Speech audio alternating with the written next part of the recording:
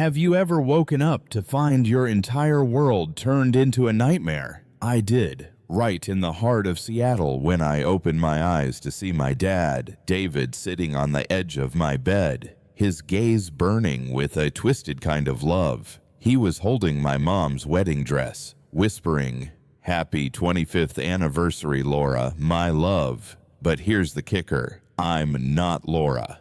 I'm Sophie, his daughter, and Mom's been gone for 2 years. My heart stopped as I screamed, "Dad, it's me, Sophie." But his creepy smile only widened, like I was the one lost in his delusion. The room was a scene from a horror movie. Candles flickering, white lilies, Mom's favorite, scattered everywhere, and their wedding song playing on repeat, each note tightening the knot in my chest. I tried to bolt, but the door was locked. My phone nowhere in sight. Dad stepped closer, the dress draped over his arm like some sacred offering. "You wore this on our day, Laura. Let's make it perfect again," he said, his voice soft but unhinged. I pushed him back, my voice shaking. "Dad, stop. I'm not Mom." But he just kept coming, his eyes seeing someone I wasn't. The air felt like it was choking me, and I realized I was trapped in my own home with a man who didn't know who I was. Thank God for Ethan, my neighbor, who heard my screams through the thin walls. "Sophie, you okay?" he yelled, pounding on the front door. I scrambled to the bathroom, locking myself in as Dad banged on the door, pleading, "Laura, don't do this on our anniversary." My hands shook, my breath ragged as I waited for help. But the real terror hit weeks later when I found out I was pregnant. Impossible, because I'd never been with anyone. How could this happen? If you've ever felt like your life isn't your own, stick around.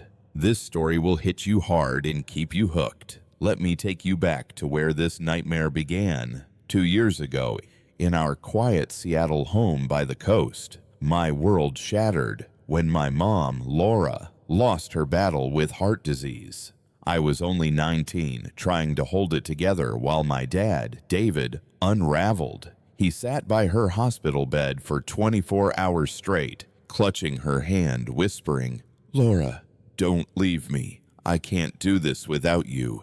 His voice cracked with every word, and the nurses had to pry him away when she took her final breath. I thought his grief would fade with time, but it only grew darker, twisting into something I couldn't recognize. When we got home, the house felt like a museum of Mom's life. Her wool coat still hung by the door, her lavender perfume lingered in the air, and her favorite coffee mug sat on the counter, untouched, with a faint smudge of her coral lipstick. Every morning, I'd see it and feel a lump in my throat. But Dad, he couldn't let go. He'd run his fingers over her coat, sit for hours staring at their wedding photo on the mantel, her smile frozen in time. At first, I tried to help him hold on to her memory. I'd cook her favorite lasagna, hoping it would bring him comfort. "Sophie, this tastes just like your mom's," he'd say, his eyes distant, like he was seeing her instead of me. But then things started to shift. One night, as I passed him in the hallway, he looked at me and said, "Laura, you're up late." I froze, my heart sinking. "Dad, it's Sophie," I said, forcing a smile. He blinked, apologized quickly, but there was something in his eyes. A flicker of confusion that scared me. It wasn't a one-time slip. He started calling me Laura more often, especially in quiet moments when the house was still and the waves crashed outside. "Laura, can you grab my keys?" he'd say.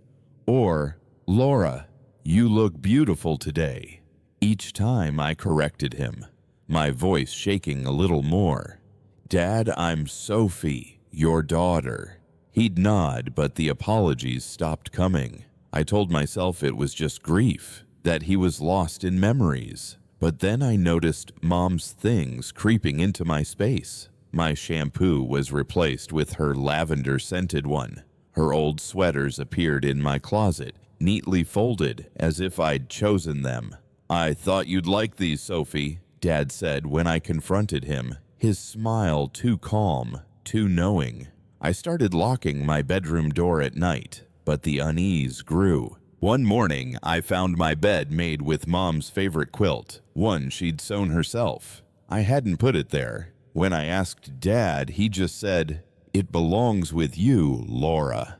That was the first time I felt truly trapped in my own home. I suggested therapy, and to my surprise, he agreed. He went to a few sessions, or so I thought, until I found crumpled appointment cards in the trash. He wasn't getting better. He was slipping further away. The house, once a haven, felt like a cage. The sound of the ocean, which used to soothe me, now seemed to echo Dad's growing obsession. I didn't know it then, but those small moments, his slips, the misplaced items, were building towards something far more terrifying than I could have imagined. And if you think this is unsettling, wait until you hear what happened on their anniversary, when my life turned into a nightmare I couldn't wake up from. The air in our Seattle home grew heavier each day, like a storm brewing just beyond the horizon. After Mom's death, Dad's grief wasn't just sadness. It was morphing into something sinister, and I was caught in its grip. I'd catch him staring at me, not as Sophie, his 19-year-old daughter, but as Laura, his wife, lost to heart disease 2 years ago. His slips of calling me her name weren't accidents anymore. They were constant, deliberate, and chilling. "Laura, you forgot to water the roses," he'd say, pointing to Mom's garden, even though I'd never touched her plants. I'd correct him, my voice sharp. "Dad, I'm Sophie." But he'd just smile, a hollow, unsettling curve of his lips, and walk away. It started small, but got worse fast. One morning, I opened my closet to find my clothes gone, replaced with Mom's old dresses, floral patterns she loved, nothing like my style. "They suit you, Laura," Dad said when I confronted him, his eyes lingering too long. I threw them in a donation box, but they reappeared the next day, neatly hung, as if I'd never touched them. My heart pounded as I realized he was sneaking into my room at night. I started barricading my door with a chair, but it didn't stop the creeping dread. My shampoo was swapped again for Mom's lavender brand, the scent so strong it made me gag. When I poured it down the drain, Dad replaced it within hours, saying, "You always loved this scent, Laura." The worst came when I found my belongings moved to Mom and Dad's bedroom. My books, my clothes, even my toothbrush, all neatly arranged in their space. "I need you close, Laura," he said, his voice soft but unyielding. "The nightmares are worse without you." I stood there trembling, tears burning my eyes. "Dad, I'm Sophie, not Mom. Please stop this." He just looked at me, his face unreadable, and walked away. I moved my things back, but the next night, they were in his room again, like a game I couldn't win. I tried to reason with myself. Grief makes people do strange things, right? But this wasn't grief. It was obsession. I found Mom's wedding ring in my jewelry box, slipped onto a chain like a gift I was meant to wear. "You always cherished this," Dad said, his fingers brushing mine as he handed it over. I yanked my hand back, my stomach twisting. I called my best friend Ava, sobbing, telling her everything. She urged me to leave, but where could I go? This was my home, and Dad was all the family I had left. I suggested therapy again, and he nodded, promising to go, but I later found his appointment card shredded in the kitchen trash. The ocean waves outside our house, once a comfort, now sounded like a warning. I stopped sleeping, jumping at every creak of the floorboards. I knew something terrible was coming, but nothing could have prepared me for what Dad had planned. The anniversary of their wedding was looming, and his eyes grew brighter, more feverish, as the day approached.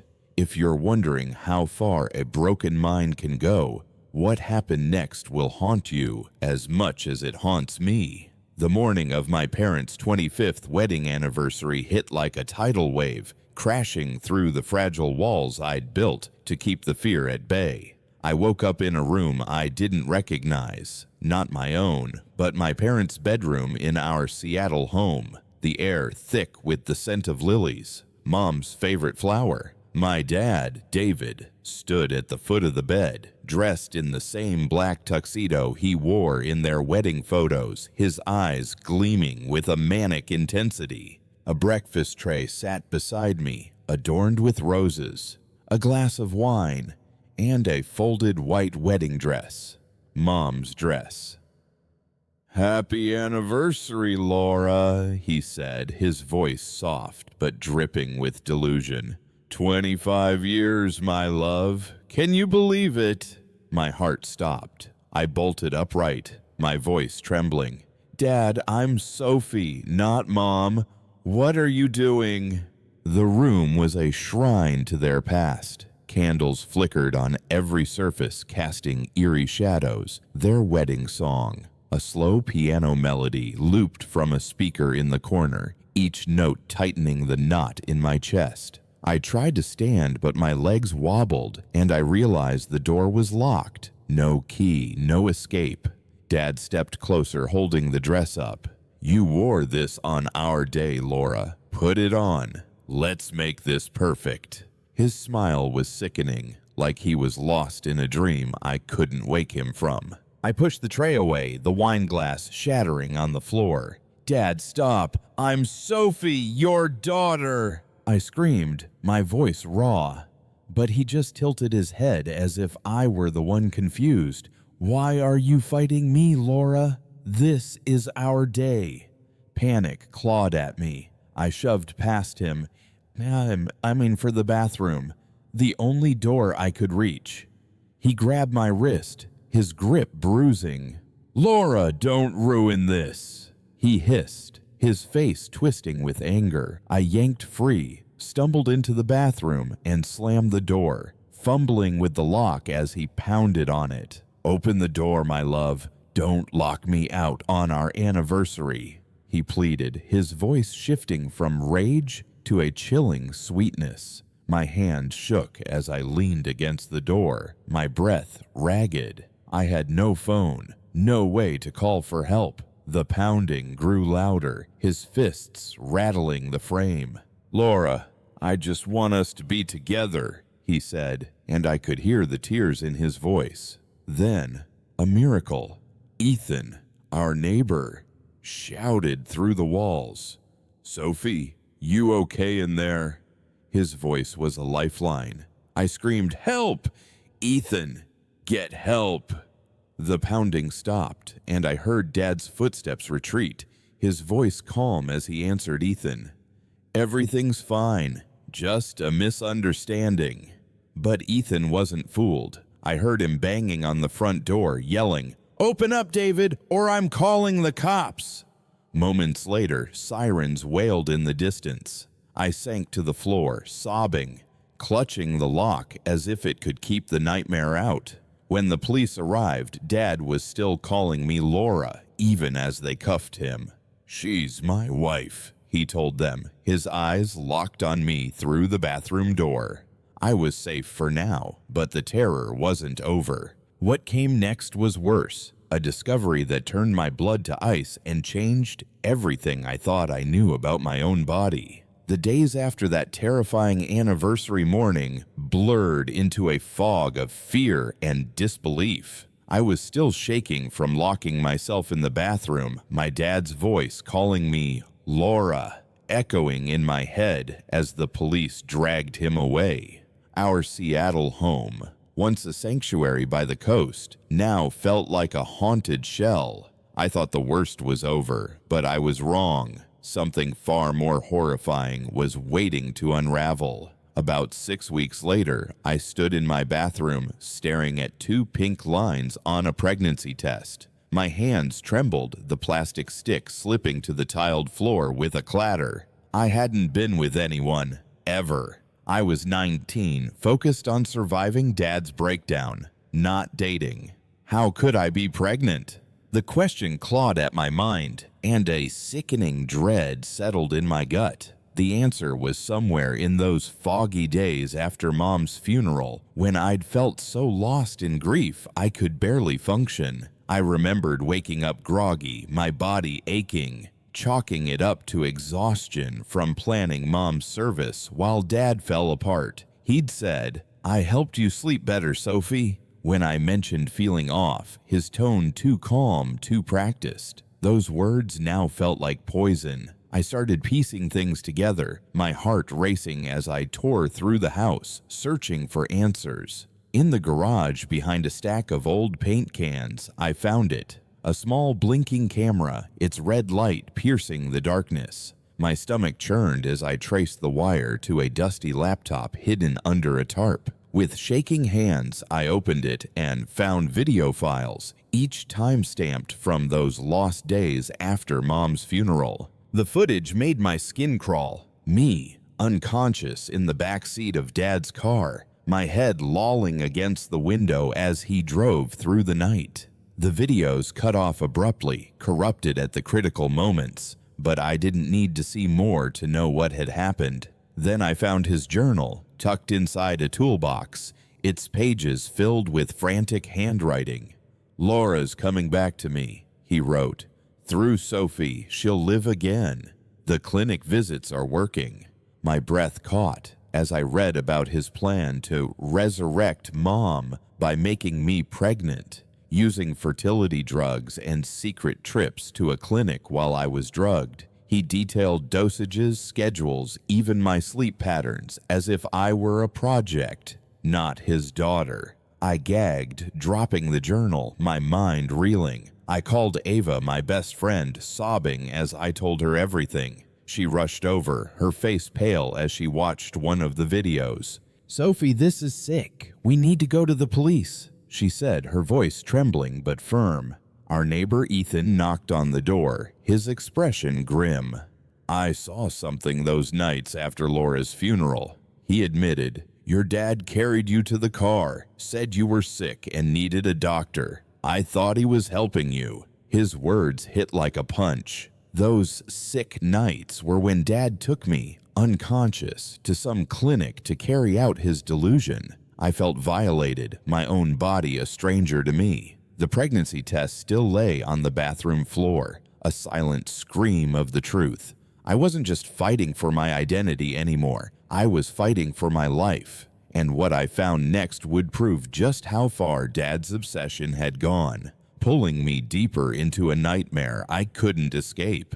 The truth about my pregnancy and Dad's twisted plan to bring Mom back through me left me shattered, like a pane of glass hit by a sledgehammer. Our Seattle home, once filled with Mom's laughter, now felt like a prison of memories and betrayal. I sat on my bedroom floor, the pregnancy test hidden in a drawer, the journal and corrupted video files burning a hole in my mind. I couldn't do this alone. I needed help, and fast, before Dad's delusions pulled me under completely. That's when I turned to the only people I could trust, hoping they could help me piece together this nightmare and fight back. Ava, my best friend since middle school, was the first to step up. She came over that same night, her eyes wide with horror as I showed her Dad's journal, its pages detailing his sick plan to resurrect Laura. "Sophie, this is beyond messed up," she said, her voice shaking but resolute. "We're going to the police and we're not stopping until they listen." She helped me photograph every page of the journal, backing up the files on her phone and a cloud drive just in case. Ava wasn't just a friend. She was my anchor, refusing to let me drown in fear. Together, we went to Ethan, our neighbor, who'd saved me during that terrifying anniversary morning. Ethan's face darkened as I told him about the videos and the clinic visits. "I saw your dad carrying you to his car those nights after Laura's funeral," he admitted, guilt heavy in his voice. "I thought you were sick, not this. He promised to help, offering to talk to other neighbors who might have seen something. Then there was Mom's church group, a tight-knit circle of women who'd known her for decades. I hesitated to reach out, afraid they wouldn't believe me, but Ava pushed me to try. We met them at the community center near the Seattle waterfront, and I poured out my story. The pregnancy, the videos, Dad's obsession. Their faces softened with shock and empathy. One woman, Mrs. Carter, took my hand. "Laura would have fought for you, Sophie. So will we." They offered a spare room at the church as a safe space and started a rotation to check on me daily, bringing meals and sitting with me when the fear got too much. Their support felt like a lifeline, a reminder that I wasn't alone. But then came the complication. My Aunt Margaret, Mom's older sister, she showed up at the house unannounced, her eyes sharp and accusing. "Sophie, you're blowing this out of proportion," she said, her voice clipped. "Your dad's grieving. He's not a monster." I showed her the journal, hoping she'd see the truth, but she waved it off. "He's confused, that's all. You need to support him, not turn against him." Her words stung, but her refusal to believe me felt like a betrayal. Ava noticed Margaret lingering outside the house later that week, watching me through the windows. "She's not on your side, Sophie," Ava warned. "We need to be careful." The church group, Ethan and Ava, became my shield, helping me gather more evidence. Ethan dug through his security camera footage and found grainy clips of Dad's car leaving late at night during those foggy post-funeral days.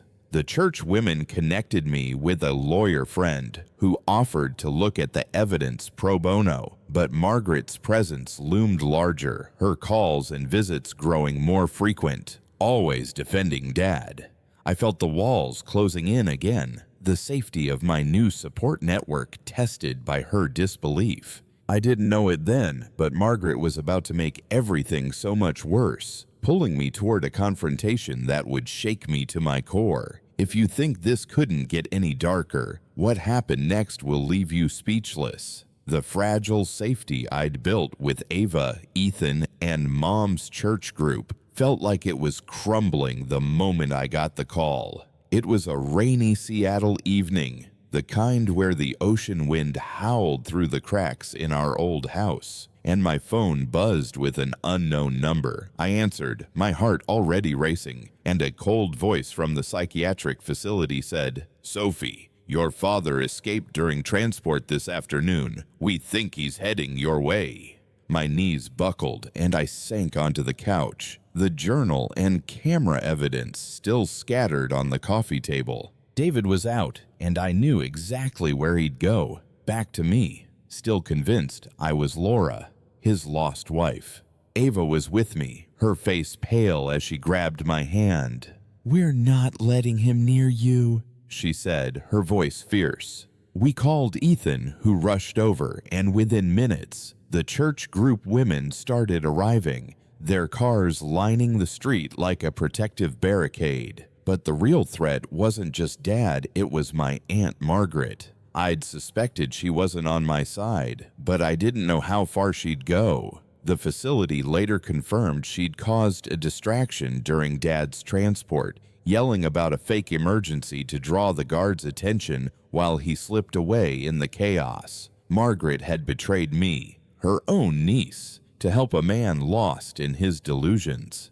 I locked every door, checked every window, but my hands wouldn't stop shaking. Ava stayed by my side, her phone ready to call 911 while Ethan patrolled the yard with a flashlight. Then, just after 10 p.m., headlights pierced the rain-soaked darkness. A car pulled up across the street, Margaret's sedan. Two figures sat inside, one unmistakably Dad clutching a framed wedding photo of him and Mom. My stomach twisted as he stepped out, his hospital scrubs soaked, his face lit by the streetlight with that same feverish look from the anniversary morning. Margaret followed, her expression unreadable, and they walked toward my house. "Laura, I'm home," Dad called, his voice calm but chilling, like he was greeting his wife after a long day. "We're going to be a family again." I hid in the living room, surrounded by my makeshift army. Ethan cracked the door, keeping the chain on. "David, you need to leave," he said, his voice steady. Dad ignored him, peering inside, searching for me. "Laura, don't hide from me. I know you're in there." My heart pounded so loud I thought he'd hear it. Margaret stepped forward, her voice sharp. "Sophie, stop this nonsense. He's your father. He just wants to talk." But her eyes betrayed her. She wasn't just defending him. She was part of his delusion, caught in his warped reality. Ava dialed 911, whispering our address, as the church women stood shoulder to shoulder behind me, their presence a wall of strength. Sirens wailed in the distance, growing louder. Dad's voice shifted, desperate now. "Laura, I'm better. I know you're my daughter, Sophie, not my wife. I just want to apologize." But his eyes, locked on me through the window, told a different story. Wild, unhinged, still seeing Mom. The police arrived, their lights flashing through the rain. They approached Dad, who didn't resist, his hands raised, the wedding photo still clutched to his chest. Margaret screamed, "You're tearing our family apart," as they cuffed her for aiding his escape. As they led Dad away, he turned back, his gaze piercing. "Soon, Laura," he mouthed, and my blood ran cold. The police took Margaret too, her protests fading into the night. My home was safe again, but the nightmare wasn't over. What I found in our basement would reveal the full, horrifying scope of Dad's plans, and it would change everything I thought I knew about the man who raised me. The rain still dripped outside our Seattle home, each drop echoing the dread pulsing through me after Dad's escape and his chilling promise. "Soon, Laura." Even with him back in custody, I couldn't shake the feeling that his reach extended beyond those handcuffs. My support network, Ava, Ethan, and Mom's church group, stayed close, their presence a fragile shield against the nightmare that was my life. But I needed answers, something to explain the depth of Dad's obsession. That's when I decided to face the one place in our house I'd avoided since Mom's death, the basement. What I found there wasn't just a secret. It was a horror show that made my blood run cold. Ava came with me, her flashlight cutting through the damp, musty air as we descended the creaky stairs. The basement was cluttered with old furniture and boxes, but something felt off, like the air itself was holding its breath. I pushed past a stack of Mom's gardening tools and noticed a new wall, disguised as storage shelves. My heart pounded as I tugged at it, revealing a hidden door, its lock freshly installed. Ava gripped my arm. "Sophie, are you sure?" she whispered. I nodded, my hands shaking as I pried it open with a crowbar Ethan had brought. Beyond the door was a room straight out of a nightmare, a sterile, medical-grade setup that didn't belong in our home. An examination table sat in the center, flanked by IV stands and a humming refrigerator. Medical monitors lined one wall, their screens dark but ominous. I opened the fridge, my breath catching as I found vials labeled with my name, Sophie, not Laura, alongside dates matching those foggy nights after Mom's funeral. They contained fertility drugs and, worse, frozen genetic material, each vial a sickening piece of Dad's plan to resurrect Mom through me.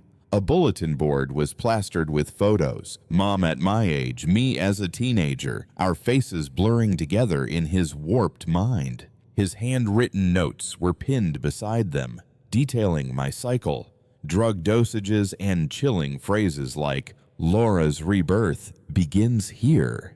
I gagged, my knees buckling, as Ava snapped photos, her face pale but determined. "This is evidence, Sophie. He can't get away with this," she said, her voice steady despite the horror. Then we heard footsteps above. My heart stopped.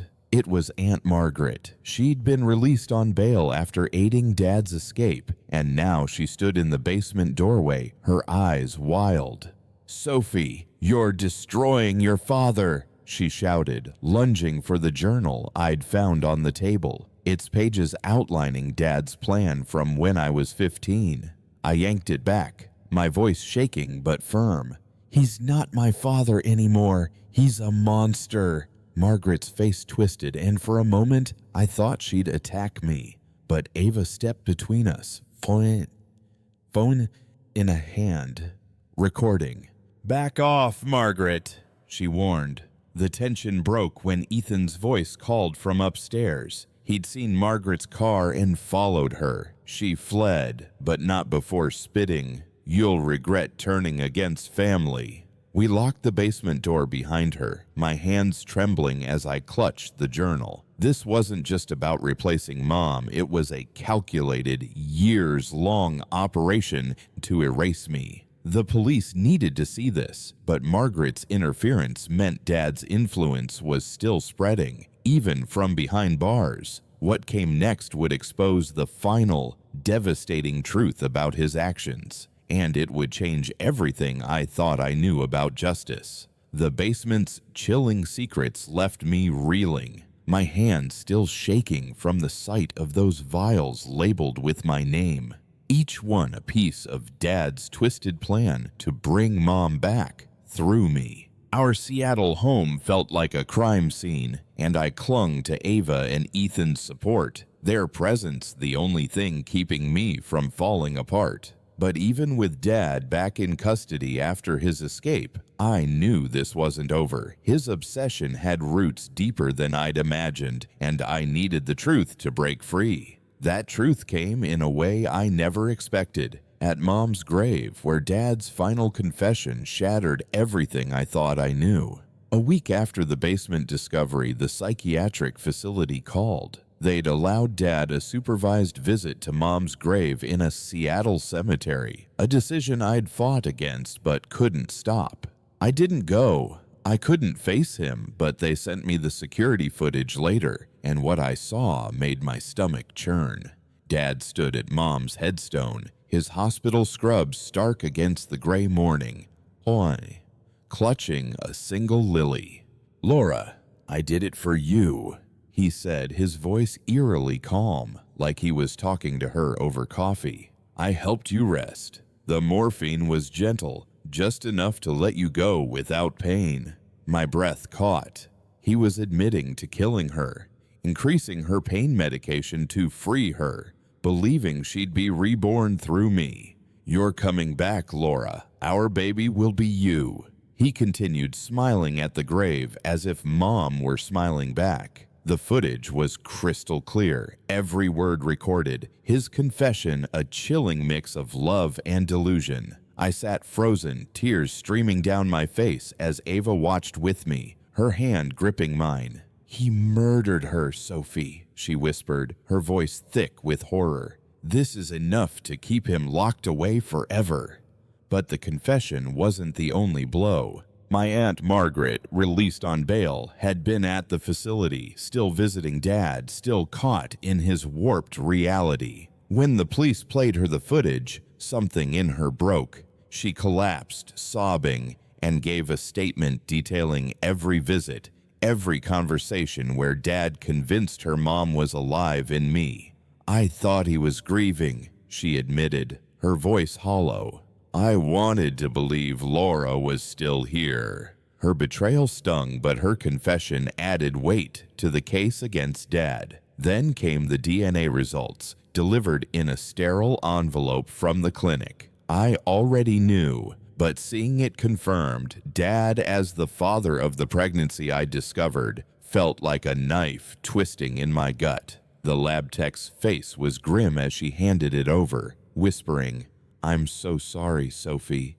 I nodded, numb, and added the results to the growing pile of evidence. The journal, the basement photos, the corrupted clinic videos. Each piece was a nail in Dad's coffin, but it didn't erase the violation. I felt like my body wasn't mine anymore, like Dad had stolen something I could never get back. Ava and Ethan helped me organize the evidence, sending copies to the lawyer from Mom's church group. "He's going down," Ethan said, his jaw tight. "This ends now." But even as the truth came to light, I felt the weight of what was next. Dad's confession changed everything. It wasn't just about me anymore, but about justice for Mom, for the life he'd taken. The police were building a murder case now, and I had to decide how to face what came next. The fight wasn't over, but for the first time, I felt a flicker of hope that I could reclaim my life. What happened after this would show me just how strong I could be, and how far a community's love could carry me. Dad's confession at Mom's grave tore open wounds I didn't know I had, but it also lit a spark of something new. Hope. The Seattle house, once my home, was now a ghost of pain, every corner tainted by Dad's delusions and the horrors I'd uncovered. I couldn't stay there anymore, not after the basement, the vials, the truth about Mom's death. I needed to break free, to become someone new, someone Dad couldn't touch. That's when I decided to leave it all behind, to change my name and my life. Sophie was gone. I became Abigail, my middle name, my grandmother's name, a name Dad never spoke, never twisted into his sick fantasy of Laura. With Ava, Ethan, and Mom's church group by my side, I planned my escape from Seattle. The church women helped me find a small apartment in Portland, a city far enough to feel like a fresh start, but close enough to stay connected to those who'd saved me.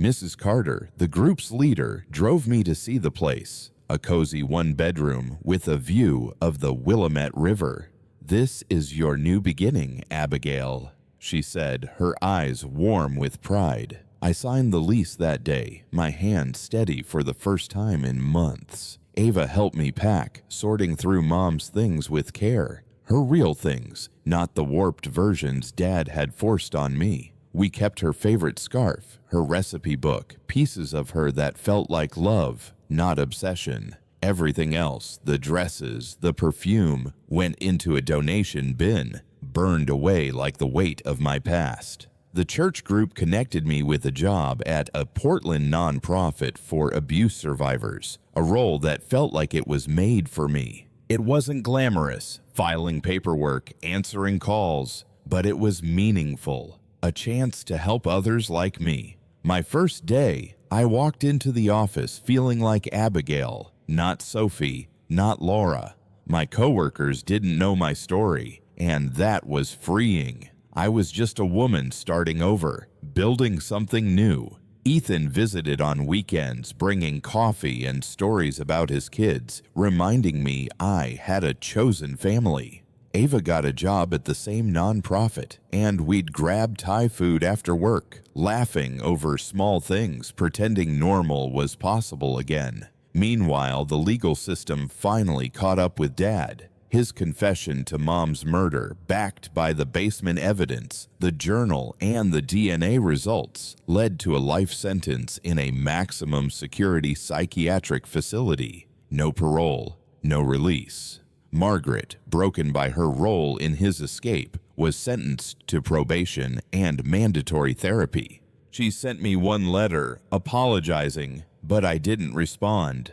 Her betrayal was a wound I wasn't ready to heal. The church group organized a memorial for Mom in their garden, a place she loved. I stood among her roses, speaking about the woman she really was, kind, fierce, not the ghost Dad tried to make me.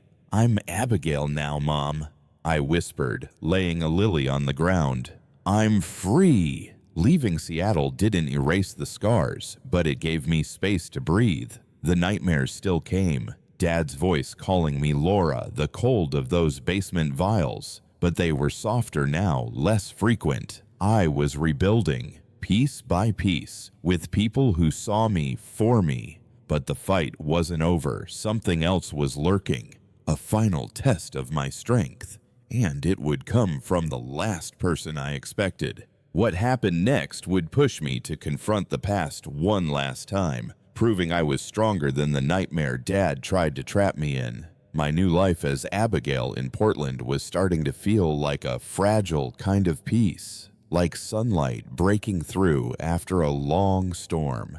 The apartment by the Willamette River, my job at the nonprofit, and the support of Ava and Mom's church group were anchors, grounding me in a world where I could finally be myself. But the past has a way of clawing its way back, and just when I thought I'd escaped Dad's shadow, a new threat emerged, one that hit closer than I ever expected. It came in the form of a letter slipped under my apartment door in the dead of night, its handwriting unmistakably Aunt Margaret's. My hand shook as I opened it, revealing a grainy photo of me, unconscious in Dad's car from those awful nights after Mom's funeral. Scrawled across it were the words, "Laura will always be here."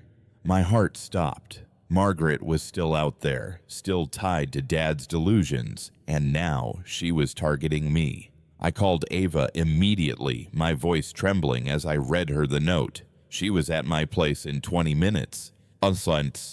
Ethan right behind her. "This ends now," Ava said, her eyes blazing. We took the letter to the church group, meeting in their community center under the dim glow of Seattle's streetlights reflecting off the water. Mrs. Carter's face hardened as she examined the photo. "Margaret's lost it," she said. "We need to trace this." Ethan, who'd been digging into Dad's old contacts, remembered Margaret had access to his files, including the corrupted clinic videos.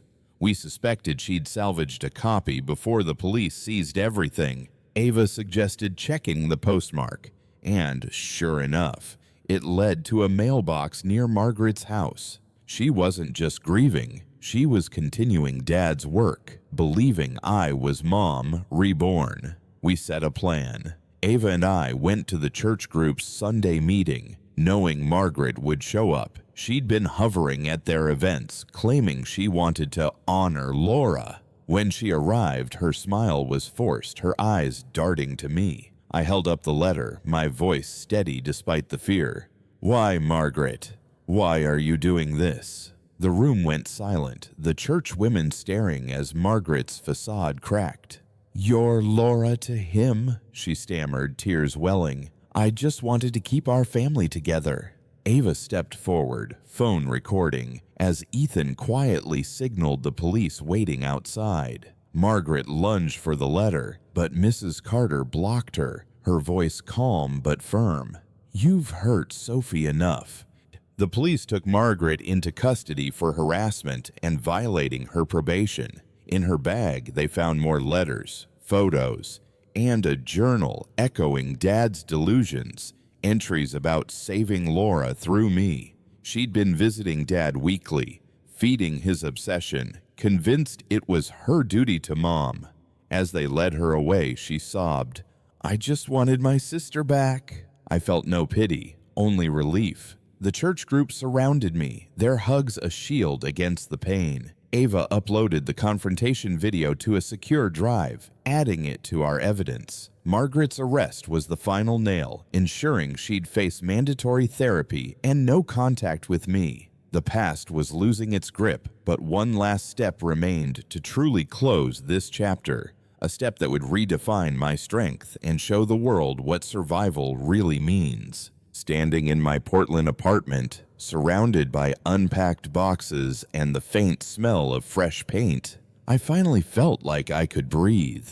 The nightmare that began in that Seattle house, Dad calling me Laura, the chilling anniversary morning, the basement's horrors, and Margaret's final betrayal, was over. I was no longer Sophie, the girl trapped in Dad's delusions. I was Abigail, a name I chose, a name that meant freedom. My journey wasn't just about surviving, it was about reclaiming my identity, my life, and my truth. Dad's life sentence for Mom's murder and my assault locked him away forever. Margaret's arrest for harassment and her mandated therapy cut the last tie to that toxic past.